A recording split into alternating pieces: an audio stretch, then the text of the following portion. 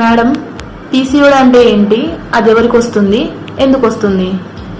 PCOD అంటే ఒక hormonal imbalance.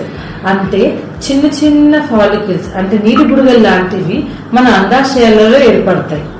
ఎవరికి వస్తుంది అంటే అది ఒక రీప్రొడక్టివ్ ఏజ్ గ్రూప్ వాళ్ళలో వస్తుంది. అంటే 15 to 45 years ఉమెన్ కి వస్తుంది. ఎందుకు వస్తుంది అంటే దానికి చాలా కారణాలు ఉంటాయి.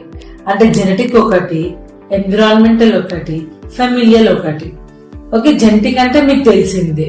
ఎన్విరాన్మెంటల్ అంటే స్ట్రెస్ అంటే ఇప్పుడు 15 years 16 years వాళ్ళకి తీసుకుపోయి హాస్టల్స్ లో వేయడం, ట్యూషన్స్ కి పంపించడం, ఎప్పుడు చదువు చదువు చదువు అని స్ట్రెస్ చేయడం వల్ల రావచ్చు.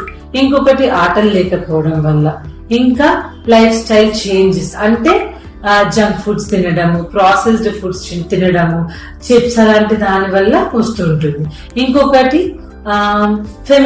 ఫెమిలియల్ అంటే లైక్ గ్రాండ్ పేరెంట్స్ ఉండడం,